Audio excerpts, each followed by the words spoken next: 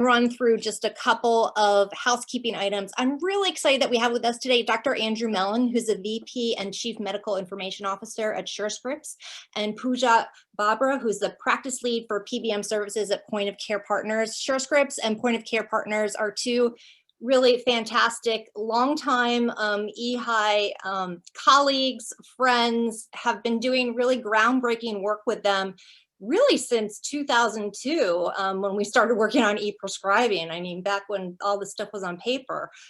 So have really been with eHealth Initiative every step of the way as these technologies have ramped up, and delighted that they're here with us today to talk about what's still going on in this field and how we're still advancing. So two great organizations with us today.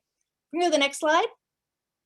And I do want to thank Surescripts for helping to support this program today. You know, eHealth Initiative is a small nonprofit, and we wouldn't be able to bring stellar programs like this to all of you if we didn't have the generous support of organizations like Surescripts. And as I said, you know, Surescripts has really been on the forefront of all things prescribing. I think everybody's familiar with their yearly report and the data that comes out of Surescripts about e-prescribing behaviors and where we are in the metrics. So great to have Surescripts here with us today.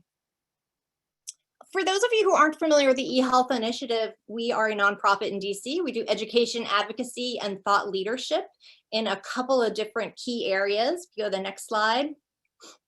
We work with organizations across the spectrum of healthcare. So payers, providers, researchers, technology companies, consultants, labs, everybody, patient groups. If you don't see your organization's logo up here, you need to reach out to us. So feel free to reach out to me through the chat.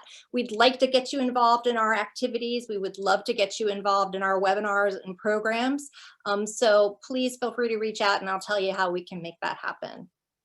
Next slide. So we work around a couple of different critical issue areas. So all of our education programs, research, and advocacy right now is focused around privacy, virtual care, analytics, and COVID-19. I think we're all working around COVID-19. Literally and figuratively right now. Important dates coming up. As I mentioned, we have a lot of educational programs coming up. We've got another great program just tomorrow looking at the learning health system and lessons from COVID. We've got a great program next week on APIs and how they're changing EHR integration, and a number of programs on SDOH. The next one in the immediate future is on March 25th. We would love to have you join us for those. Those are free of charge and open to all of you. So please feel free to register for those events that are coming up. If you happen to have missed one of our recent events, this is just a list of some of the exciting programs. And again, we are here for you. Our mission is to really help disseminate and spread this knowledge across the field. So if you missed one of our programs looking at SDOH or privacy or scaling virtual care, all of this information is available in our resource center, which is at www.ehidc.org. You can download slides, you can download reports, surveys. There's a wealth of information there for you to take, copy, paste, and share with whoever you might need to. These are really important areas, and we want to ensure that the best practices that we have identified are disseminated broadly. So please reach out. And if you have a best practice or you have a report that you would like to share, that's what we're here for. So feel free to send it to us and we will upload it and probably distribute it for you as well. So thank you for doing that. We want to keep the forum going. As I mentioned, we've got with us here today Dr. Andrew Mellon and Pooja Babra. I think we're going to kick it off with Andrew, who's going to run through some initial slides. I'm going to disappear here for a while and turn it over to Andrew and Pooja. All right, well, thank you. And it's great to be here. Again, I'm Andrew Mellon, Chief Medical Information Officer at Surescripts. I'm based in St. Paul, Minnesota. It's a little rainy today, but the snow has actually gone pretty early this year. So it's a good thing here for myself. So today we're going to talk about something that's really important, matching that patient's economic benefits and bringing it to the point of conversation as those clinical decisions around therapy are made. So next slide, please. So every day in America, millions of patients, millions of people are sitting down with their doctor, with their prescriber, and having a conversation. And in many of those conversations, there's a discussion around medications. Does something need to be added? Does something need to be changed? Are things going well? Are you continuing to take it? And can you afford it? And that afford question is really important. And the complexities of American healthcare today, those economic benefits, those pharmacy benefits are complicated. And it's essential to bring that information that's available in the formulary, that information that's available, that helps guide that patient's benefits into the exam room, into the point of care, so that's considered at the time of prescribing. And what happens if it's not? Well, that patient shows up at the pharmacy and they're frustrated and it's a callback. Or even worse case, that patient just simply can't afford the medication and walks away. And that whole appointment, that entire discussion, that conversation was all for naught if that patient can't follow through on the therapy prescribed by their physician, by their prescriber. Next slide, please. So today we'll be talking about eligibility and formulary and some other ancillary aspects of how the provider, how the prescriber can be informed at the point of care with benefit information.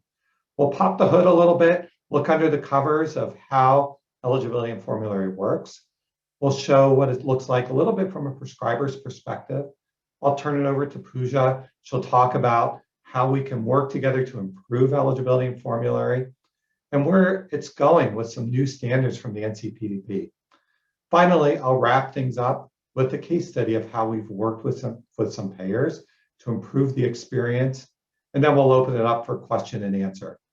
Now, one quick thing I do want to get out of the way at the beginning, Pooja and I, we represent for me, I represent Surescripts, the convener of the network that helps bring that information to the point of care. And Pooja is an expert in this industry. Neither of us are designers of formulary. We don't create the benefit data. So, we're here to help bring that information to the point of care. We're not the insurance company. We're not the ones creating the formularies. Okay, next slide, please. So, as was mentioned, formulary has been around a while within and integrated in EHRs. It's really one of the great success stories that exists today with interoperability in healthcare. Been doing this for over 20 years. And why was that even done 20 years ago? I mean, formularies have been around a lot longer than that. They may have been delivered on paper, or for those of you that remember that, it was in your PDA that you might have looked at. But it's really essential to get it to the point of care because cost is often one of the most, if not the most important factor in medication adherence for patients. There's this fascinating study that was done at a large retail pharmacy chain where they looked at how cost affected first fill adherence. And what they found was a quarter of the time when that medication cost was over $50, that patient didn't pick it up when compared to costs that were zero.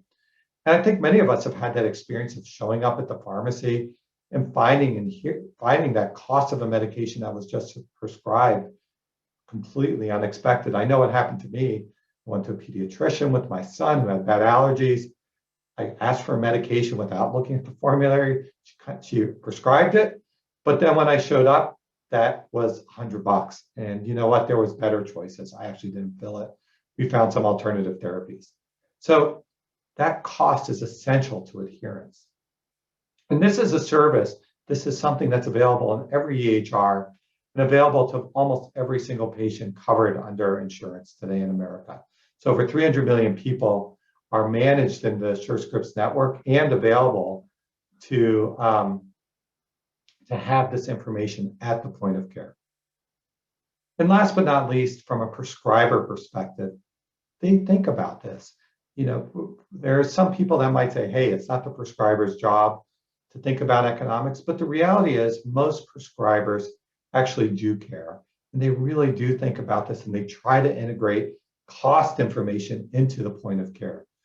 So when we talk to prescribers, 83% of them said they think about this benefit data as they prescribe. 2/3 of them said yes, they will change their medication decision if there's a different option at a better preference level on the formulary. So this is something prescribers think about. It's essential for medication adherence. It's truly available for virtually every patient in the country. Now, all that said, like anything in health IT, we can continue to do things to make it better. So I want to first talk a little bit more about the impact at the point of care, pop up the covers, but then Pooja will talk about work we can do together to improve things. So next slide, please. So we recently did some interesting studies here. We looked at, this is a little hard to measure the way formulary works, but we were able to understand how many prescriptions were informed by formulary. There was a transaction, there was an eligibility check that should have been linked to a formulary at the point of care, and compare the fill rate for those prescriptions that were informed to the fill rate for prescriptions that weren't informed. And they may not have been informed for a whole slew of reasons. Maybe their insurance isn't part of Surescripts. Maybe the patient didn't match. Maybe they didn't have insurance. But when we looked at this, there's a significant increase in fill rate when you compare those patients who were not informed by eligibility by those that were informed. When you look at the 2.7%, that's not a huge number, but when you multiply that number by the amount of prescriptions that are written every single day, that adds up pretty quickly. Similarly, formulary helps inform the prescriber and the patient at the point of care if they're eligible for mail order. And that's important because there's other studies that do show that prescriptions filled at mail order pharmacies have a higher adherence rate.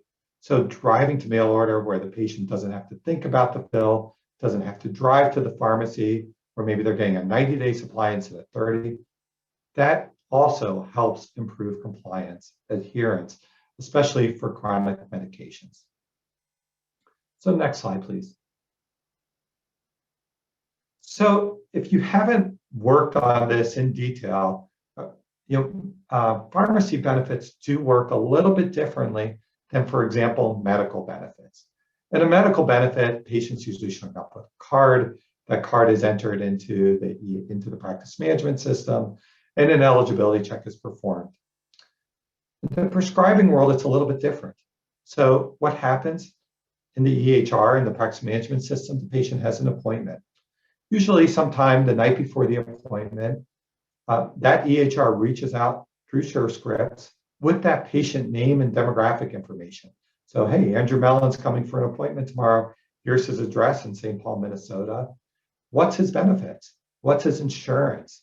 So there's a master patient index that matches to those patients. That's matched then to the patient's insurance, their pharmacy benefit coverage, and an eligibility check is performed, and that information is then returned even before the patient shows up into the EHR, into the practice management system. So there is no patient card that drives pharmacy benefits. It's really driven through this network.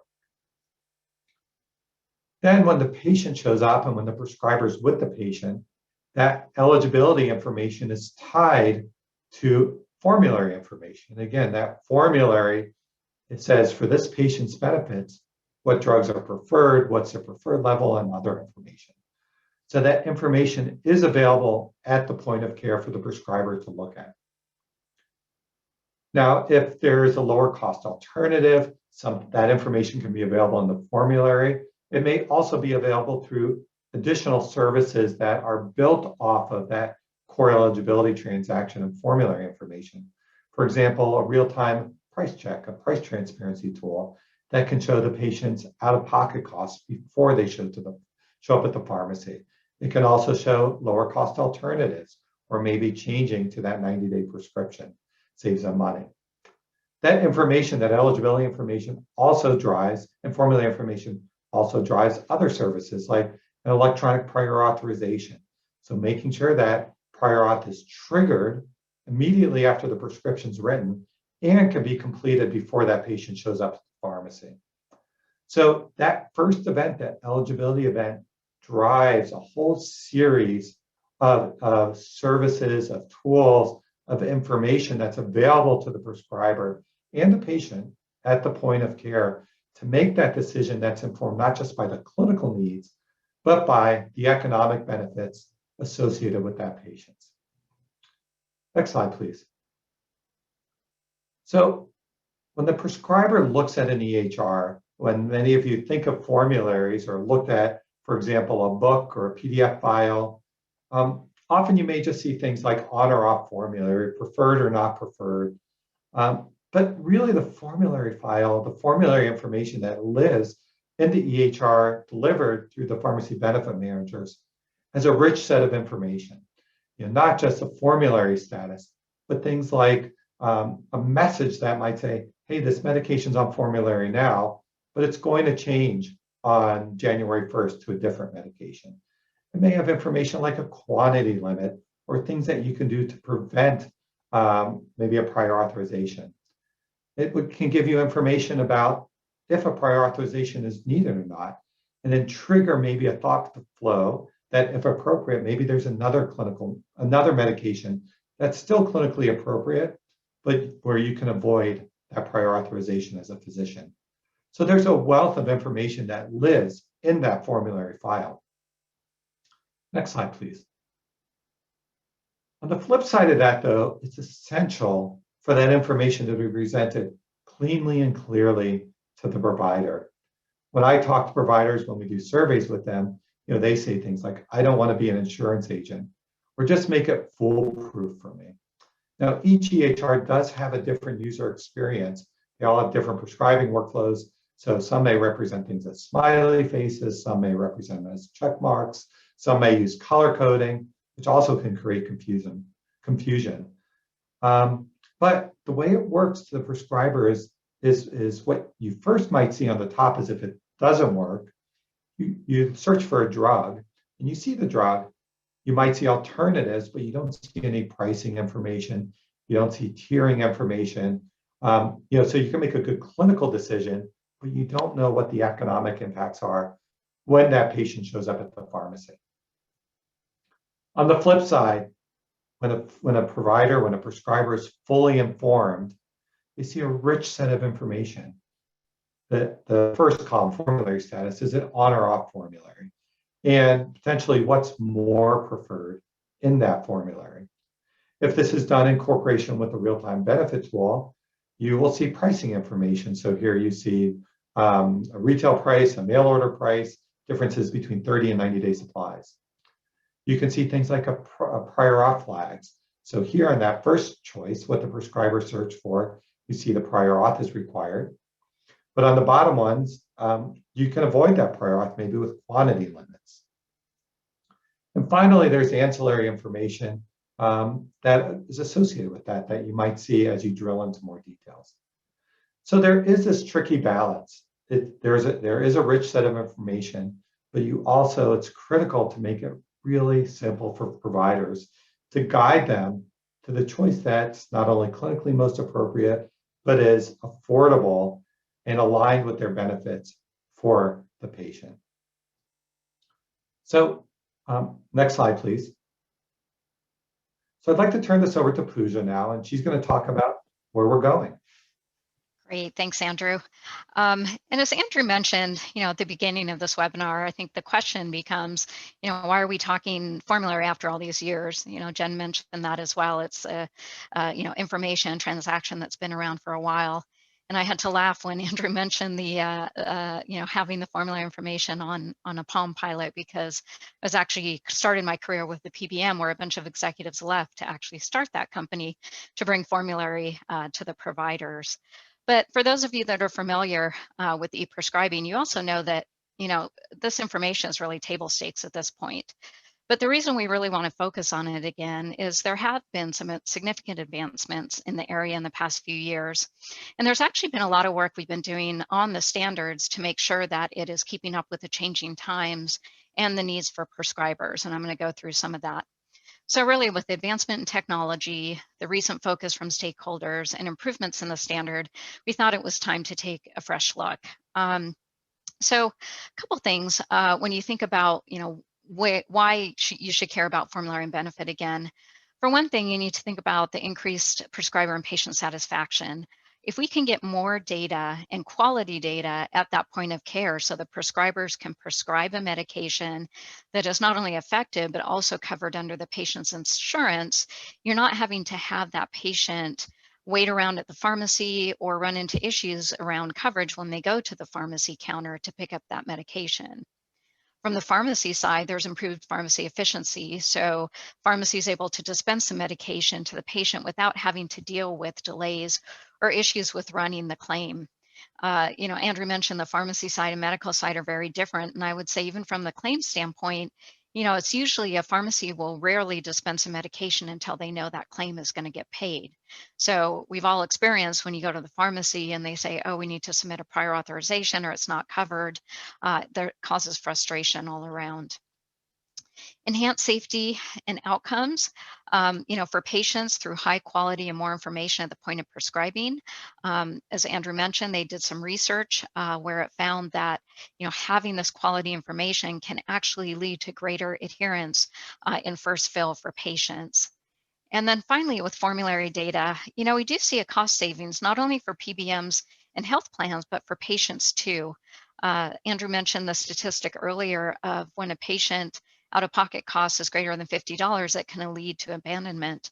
Well, if the prescriber is actually following the formulary information and writing a prescription that's covered under the patient's pharmacy benefit, we expect that would in turn create potential savings for the patient in their out-of-pocket. So, kind of thinking through, it really impacts all the stakeholders. Let's go to the next slide. So just want to take a step back for a minute and think about how formulary and benefit works. In order for that formulary information to show up in the EHR, as Andrew walked through, the prescriber must run an eligibility check, which pulls back the formulary and benefit information. And to do that, the patient matching plays a big role. The ability for a prescriber to find a patient in the eligibility file ensures the availability of their coverage information and for the ability for prescribers to complete some downstream transactions that I'm going to talk about in just a minute. So you can see in this graph, the eligibility match rate has actually been increasing over the years. On average, we've done some research around this at Point of Care Partners. We found that usually pharmacy benefit information matches 7 out of 10 patients.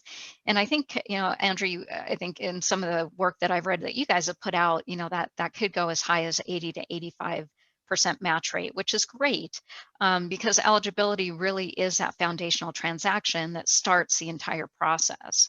So, if you're a payer and you're listening to this, it's really important that you send all of your patients in eligibility files.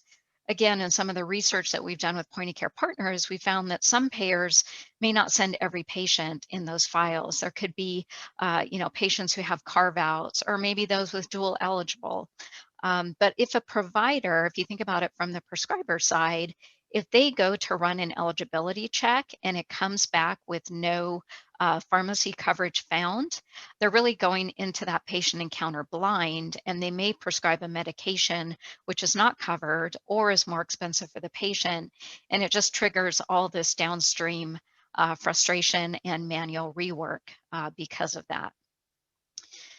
In addition to the kind of the payer's role in this, ONC is starting to take a role in this as well. You may be familiar with a project that ONC kicked off earlier this year called App Project US, where ONC has asked all the standards development organizations to actually standardize patient addresses. And that actually positively impacts patient match rates.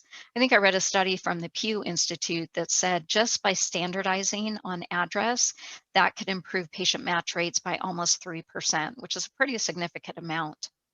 So we do expect this patient eligibility match rates to continue to rise over the next few years as a result of all these different efforts.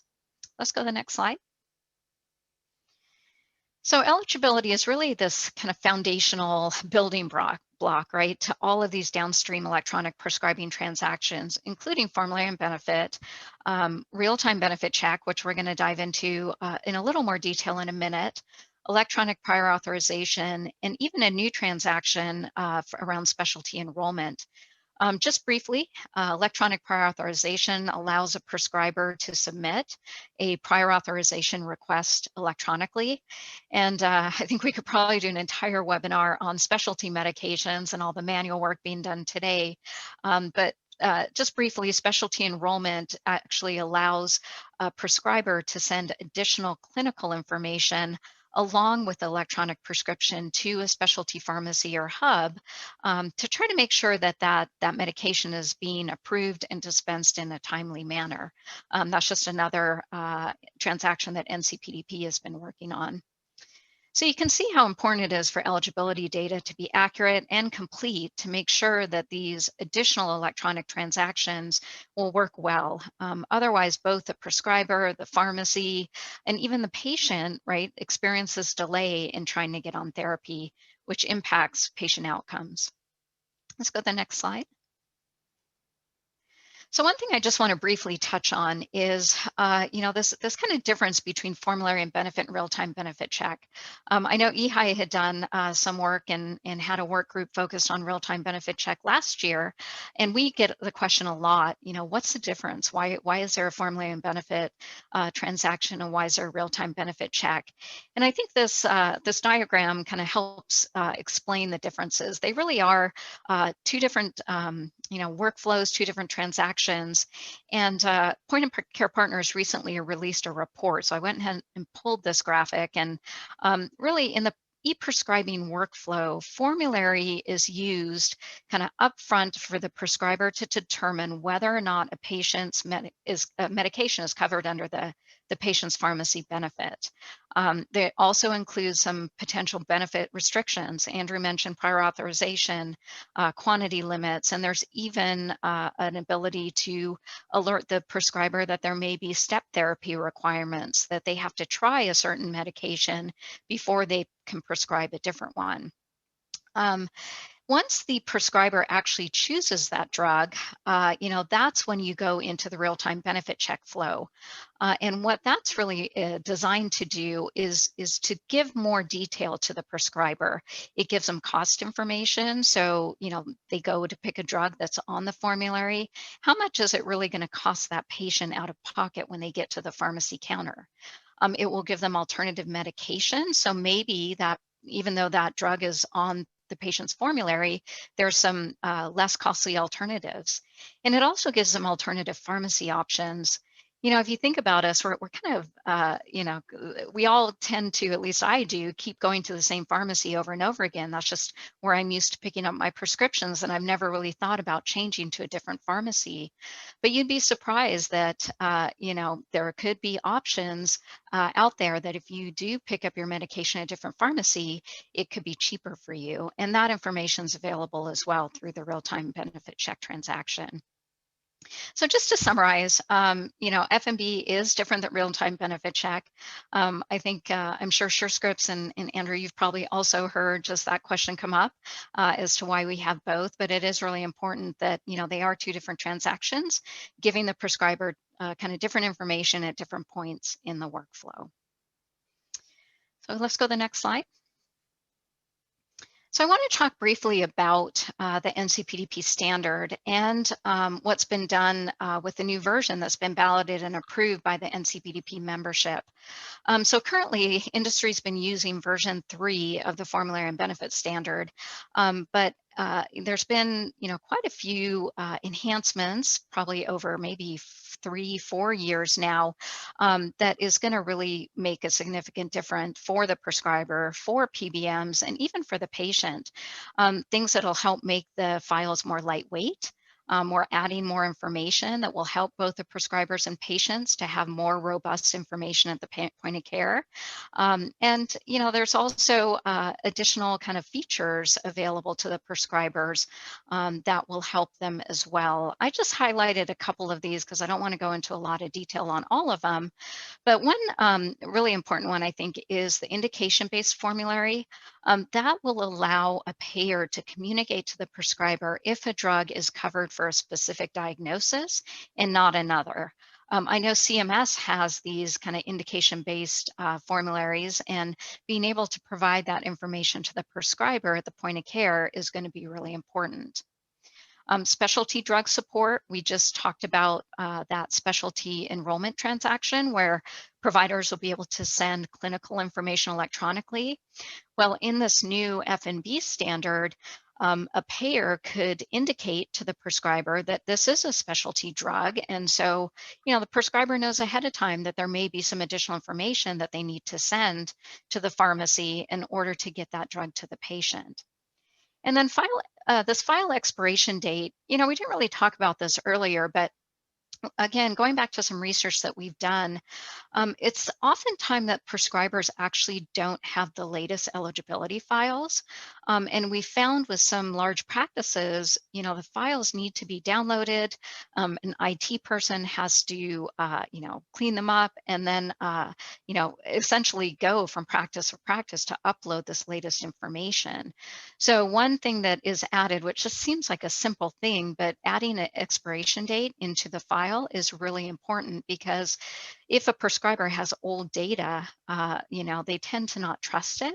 And it's bad information that, again, thinking down that workflow is just going to cause manual workflow downstream. So this is a great new feature that can be used to confirm that the file is up to date. And I do know, Surescripts is working on kind of this cloud-based API formulary service, I think that Andrew may touch on a little bit later, to help alleviate some of these issues. But until that's kind of, mainstream, this is an important feature.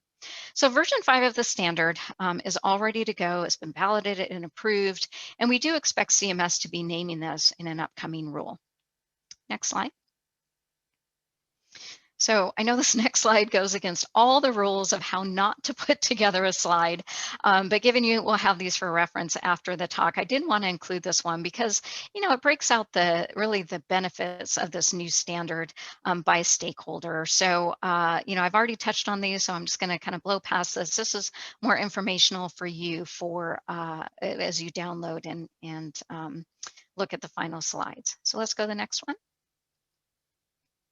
So finally, just to wrap up, there is a lot that stakeholders can be doing to help, improve this information at the point of care.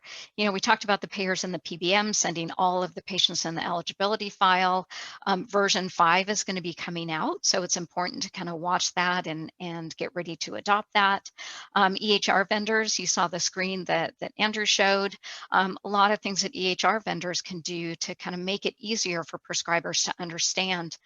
We talk to a lot of prescribers, and there is a lot of frustration kind of in the marketplace, right, of the way things are displayed to them is not always clear.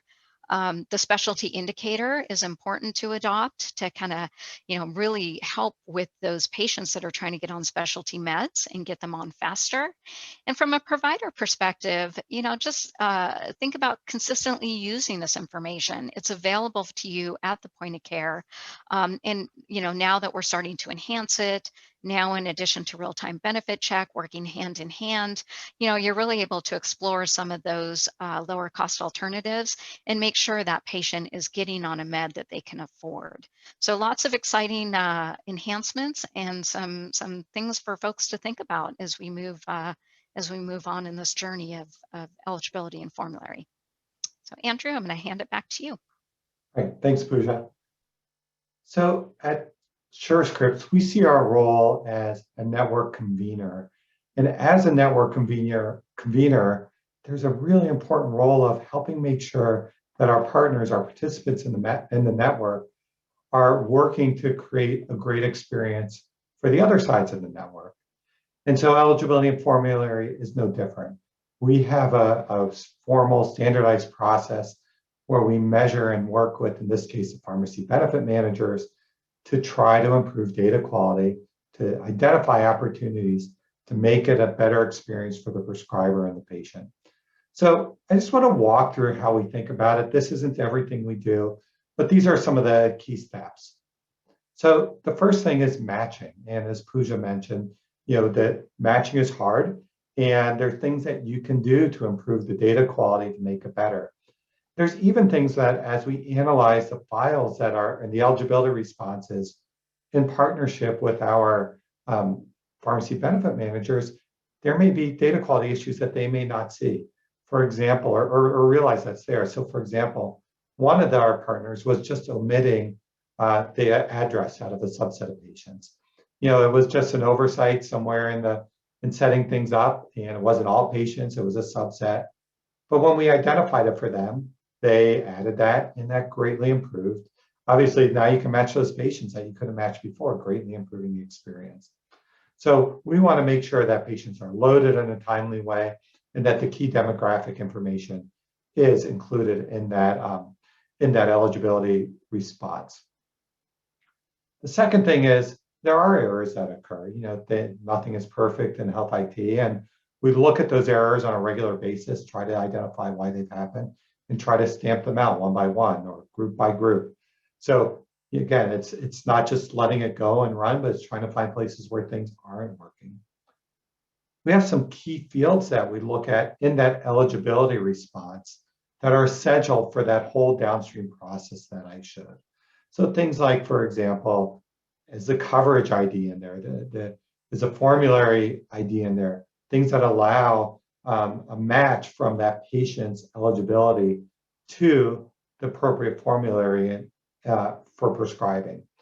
So again, another example, we found that pharmacy benefit manager that wasn't fully populating that coverage ID, and we were able to help them identify that, fix that, and now formulary works for those patients. We're looking at, on the return of this, are there other things that are in there that are important? So there is a set of essential fields beyond the formulary ID that we do want to make sure are included. And even more importantly, when we get that coverage identifier, we have to make sure that it actually matches to a formulary. So we measure that match rate between what comes back in the eligibility file and making sure that's matched and assigned to the appropriate formulary. Again, so the provider gets the right experience. And finally, some of the additional fields like the prior authorization flag, making sure that that is populated, making sure that that is there to help drive that electronic prior authorization process downstream and to help inform the prescriber that, hey, this medication does require a prior authorization. And maybe there's some alternatives that you can choose that will help you avoid that process altogether. And we have a whole slew of these data quality projects that we've done with our partners. I just want to share a couple statistics. In one of our partners, we identified that some of the prior authorization flags weren't fully populated appropriately. And with prior authors, a little bit of an 80-20 rule where certain drugs require prior authorizations more than others. So by focusing on that subset of medications that really should have gotten a prior auth but hadn't, that 16% in this formulary, with this pharmacy benefit manager, they actually increased their prior authorizations or electronic prior authorizations by 40%. And those electronic prior authorizations, again, are an easier experience for the prescriber. They get done faster for the patient. It's lower cost overall for everyone involved. So again, fixing that data quality, a big win for all. With another pharmacy benefit manager, they had been populating one of the fields in the eligibility response. And that field provided information about the actual medical plan, some name and other information, which is really important when a patient has dual coverage, when they have two payers covering them. So by working with that pharmacy benefit manager and populating that information, that information was now populated. So when that eligibility request returns to different payers, there's a better indication about which one to choose instead of just blindly choosing one. So story after story after story about improving data quality. And again, why this is so important, and I think going back to something Pooja said too, is that this has been going on for 20 years. And if a prescriber looked at formulary and eligibility, they maybe looked at it a long time ago in their EHR, they kind of had a bad experience, maybe it didn't feel right, maybe they wasn't finding a lot of patients, then they just stopped looking. I think all of us understand human factors, and you don't get a lot of shots to give someone a good experience. But we've been working hard at this with our network, with our partners. It's gotten a whole lot better.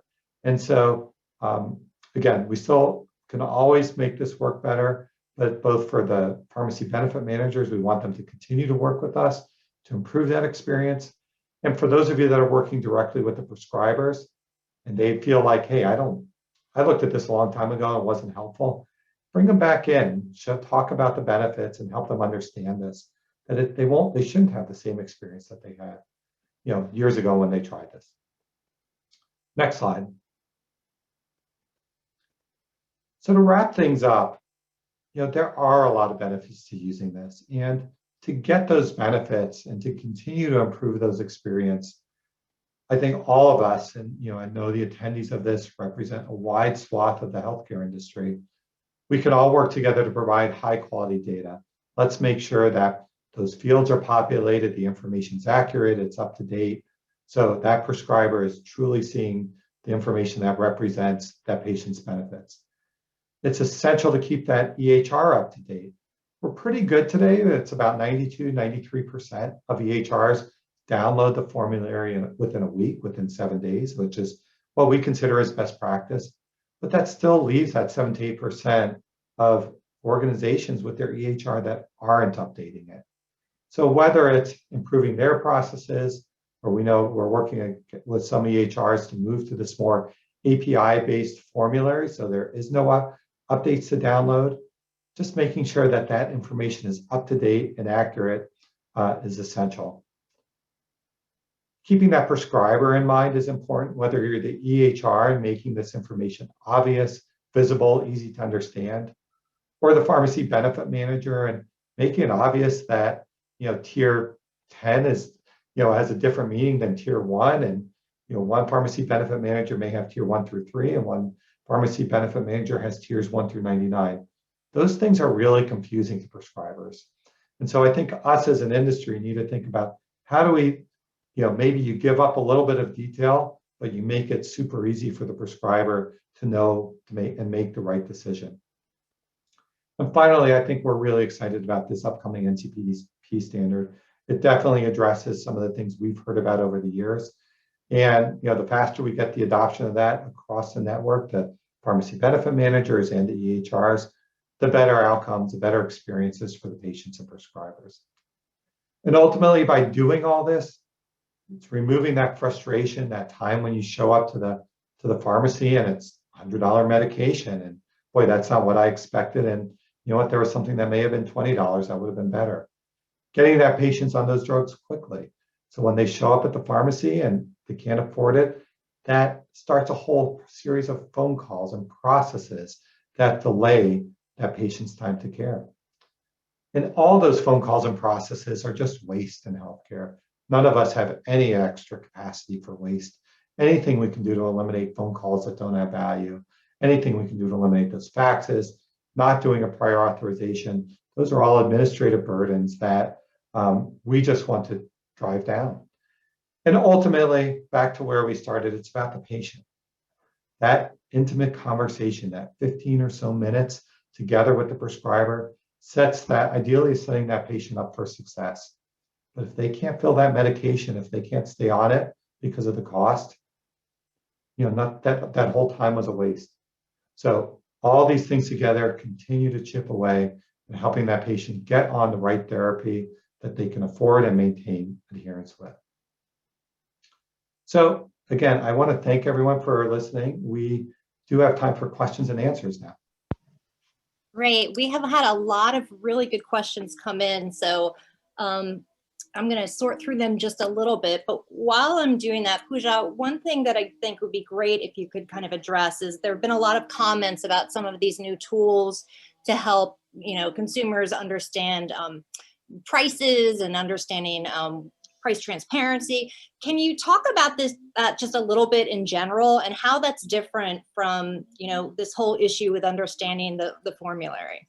Yeah, absolutely. Thanks, Jen.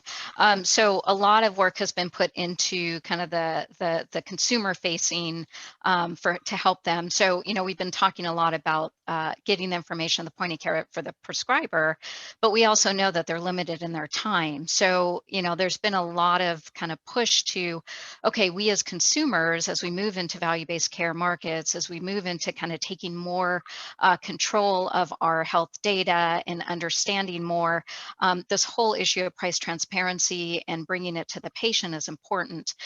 So we talked a little bit about that real-time benefit check where a prescriber could check, the out-of-pocket cost for the patient. Well, I've been working with a group, the Karen Alliance, which I think, probably a lot of people on this webinar may be familiar with. They are an HL7 accelerator that's focused on kind of the patient-facing transactions and making sure that, we're thinking about opening some of these transactions and this data to the patients. And so we did put together a implementation guide that would allow the same information that the prescriber is seeing through their EHR, the patient could see, through a mobile app, for example, on their phone. And it's essentially allowing consumers to do some of this kind of price comparison on their own. So if they get a prescription, they can go look it up and see, is it going to be cheaper at the pharmacy I go to all the time, or perhaps can I go to another one and, get that medication at a different price. We know there's a lot of discount programs out there like GoodRx, there's, manufacturer programs. All of that could potentially be brought into a consumer facing transaction that would allow us to really be able to do some of this price cost comparison for our medications, which I think is going to make a huge difference, right? And making sure that these patients aren't walking away from the counter. So I think that's a really important topic to bring up. And Andrew, do we have any sense of how often prescribers are using these tools, checking it? Yeah, I mean, our survey information tells us, it's probably 2/3 of the time, but it really varies, right? And when we talk to prescribers, if they're prescribing a medication, they know it's generic. They know it's a $4 generic at one of the drugstores. They're not going to look at it. But, if they're doing a new diabetic medication where there's 3 drugs in the same class, they're all, on brand, they're all expensive, that's when these tools are especially valuable. So, it's a lot of medication, there's, as I think most of us know, there's a huge chunk of medications that are now generic, and many of them are quite inexpensive. And as a prescriber, you get an intuition about those. But it's that sort of middle ground and the expensive medications where there are variations when that information becomes really essential. I think we can do work, though, to continue to educate providers. And as I talked about, maybe they had a bad experience a long time ago, just to help them understand it's different. And this is valuable. It's not something they need to think about every single time, but when, there are times where it's essential. I mean, one of the questions that we got in was about, there are mandates on Part D that you have to provide that, the real-time benefit, but no mandates for prescribers to offer it. So, I mean, I guess what's kind of your opinion? Should there be provider mandates? What are your thoughts? It'd be interesting, both of you responding to that. So provider mandate can mean a number of things, but, Right. But I think, in my mind, we're actually seeing tremendous sort of acceptance of these real-time benefit check tools at the provider level without any mandates. So at Surescripts, we have hundreds of thousands of physicians signed up to use these tools. We're getting a lot of use. When we talk to them, they're really excited about it. They're using these at the point of care. It's changing their behavior. So sometimes in healthcare, mandates drive change. But this has been one of those tools for me, someone who's been in health IT for 20 years. We're actually seeing a pretty quick adoption, actually the fastest for any Surescripts service we've ever done for a tool, even without a mandate, because we know, the prescribers, our EHR partners, our pharmacy benefit manager partners, they know how essential this information is. And so I think we're well past the tipping point. It's widespread, it's widely adopted. Yeah, and I would just add to that. I think, that is a good question. And I think that comes up a lot, right? Is why don't the physicians have the mandate? But I think we're actually naturally going to see physicians move in that way, because if you think about the providers that are going to be at risk, they are going to try to manage costs as much as possible and outcomes of their patients. And so they are going to want this is just one more tool for them to be able to say, okay, I'm now managing this population of patients. I need to make sure that their outcomes are good. One of the ways to do that is to make sure that they're picking up and staying on their medication, so they're not ending up in the hospital. So it's a little bit of a roundabout way, but I think just in general, we're going to start seeing more adoption of these types of tools at the point of care for that very reason, as we see more physicians get into risk contracts. Yeah, go ahead. I just and one more thing to add to that is we've done some consumer surveys, and in addition to the risk-based contracts, consumers are actually making decisions based on these price transparency discussions with their prescribers. Yeah. We have data that says, I believe it was over half of them would change to a provider to have these kinds of conversations from one that didn't. So, the consumers are speaking too. Yeah, definitely. Pooja, I'm going to ask you to go back and walk through the specialty enrollment piece one more time, because you kind of rushed over that a little bit. I'm actually really interested in it, and kind of how the role it plays with the formulary. And it sounds like it's very exciting, and there's going to be some process here. So. Yeah, definitely. So if you think about prescribing, when you're prescribing a regular medication, we all know that it's really easy. You prescribe it, it ends up at the pharmacy, the patient can go and pick it up, and there's usually no problems with that.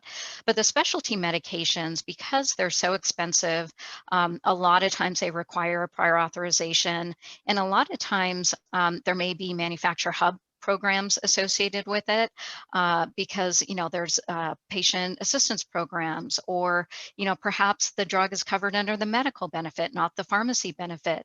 So when you look at the specialty prescribing flow, it's very manual today. Even though we have all these electronic transactions, not all of them can apply to specialty medications. So the new transaction that's just been balloted and approved at NCPDP allows essentially a prescriber to send clinical information along with, so they'll send the electronic prescription just as regular, and then they can use this to send some additional clinical information. It could be diagnosis code, it could be maybe some lab results, things like that, that'll essentially allow that clinical information to be sent to the specialty pharmacy or hub that could help shorten that time to get that patient on therapy. So it's not covering, everything that the specialty pharmacy or hub may need, but we were trying to get as much kind of clinical information in that transaction, because we know when you do dispense specialty medications, there's kind of a whole nother process behind that. So Jen, as I mentioned, maybe we do a whole webinar just on that, because there's so much detail and really just a lot of manual work. Because when you think from the electronic prescribing, that's kind of one area that is still very manual today, that we can get a lot of kind of this burden reduction out of the system. Well, it's a huge issue, and I know from personal experience, doing that in my own family. So that's really significant, and we have done a couple of webinars on the specialty piece. So that's great to hear that that's going to be a huge benefit for consumers. Absolutely. Semi-related to that is the prior authorization piece. Do providers, when do they know that there's going to be a prior authorization? And when they're in the process of ordering it? And, can you talk a little bit about how we know that does hold up the process of ordering sometimes? But can you talk a little bit about the PA process and how that intersects here? Andrew, do you want to jump on that first? Sure. So there's really two places. First is at the formulary level. So at that place, the pharmacy benefit manager can flag medications as needing that prior auth. So if you think back to that search screen, as soon as they put in that search information, return sort of the first way to think about prescribing the drug, the first sort of data you have, you can see a PA flag, a prior auth flag. So that's the first set of information. Now, the way sort of that interrelationship between formulary and real-time benefit check plays here. So that formulary is early in the process, is sort of that first place that we can provide information, but it's not super specific because we haven't talked to the pharmacy benefit manager about that patient yet. There's other factors about the drug that aren't sort of designated yet. But once a prescriber goes in and puts things like the pharmacy and the dose form and the quantity and so forth, that whole set of information is sent to a real-time benefit check to the pharmacy benefit manager, and then they evaluate it just like they would do if they got a claim, and give a secondary, sort of give an accurate patient-specific pharmacy or prior auth flag. So again, now they know more that, hey, this is about this specific patient. Maybe they had a PA done 3 months ago, so they don't need another one. Maybe the prescriber has stayed within quantity limits, so they don't need one. So there's sort of that first flag at the formulary level that's sort of more, it's an indicator, it's a little less specific because it's more the plan level. And then the second sort of flag, the second indicator that comes after the real-time benefit check, which is very specific to that instance, that patient, that prescription. So before the patient before that doctor says submit or completes that prescription, they should be fully informed if it needs it, if the patient needs it or the medication needs it, and then starting that, and then that triggers the electronic prior auth process. Yeah, and just to add to that, it's interesting because on the pharmacy side, we've had this kind of electronic prior authorization transaction for years now. And I know kind of on the medical side, that's something that there's a lot of focus on now, especially, the CMS Office of Burden Reduction, some of the new rules that came out. And that's something that, they're tackling kind of at the Da Vinci Project and some other places of how do you do prior authorization electronically on the medical side. But, on the pharmacy side, we've had these flags in formulary and benefit check, formulary and benefit, we have it now in real-time benefit check, and you actually can submit, I think all PBMs now are pretty much accepting prior authorizations electronically. So definitely something that's a little bit easier, at least on the pharmacy side at this point. Can one of you address, these real-time benefit tools? How are they integrated into the EHR? Is that a cost that the provider bears, or where does that come down? Yeah, I can talk about that. So there is no cost to the provider. The partners that we work with have integrated this natively into their EHRs, right into the prescription workflow. Usually there's a set of specific information that's needed to run that check, besides the drug, the dose form, and the quantity and pharmacy. But once that's in there, once that's sort of specified, then that check is triggered. And usually, it comes back usually within 1 to 2 seconds. It's available right in that prescribing workflow.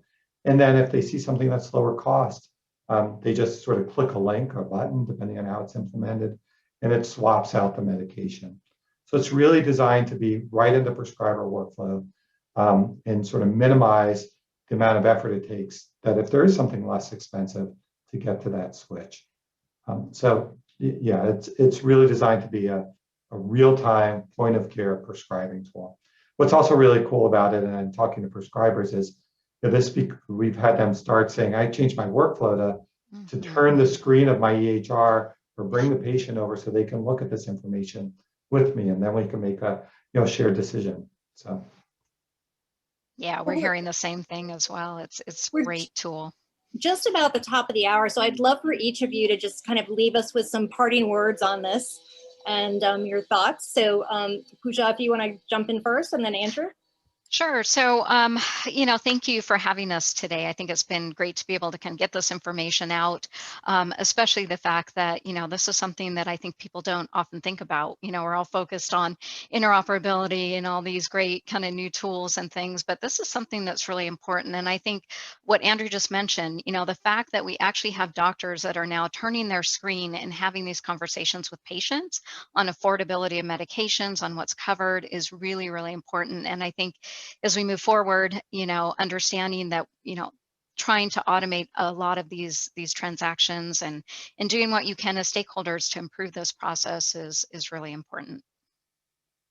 Yeah, and just really quickly, again, thanks everyone for your time today. And what this eligibility and formulary, while it's been around a long time, is absolutely foundational to where we want to go and how we can continue to make life better for prescribers and patients, make sure they get on the right medication. So whether you're an EHR vendor, whether you're a prescriber, whether you're a payer, please do everything you can to focus on this, to pay attention to this, to make sure that we are all doing what we need to do, what we can do to help patients get on the therapies they need to achieve the health outcomes that they want.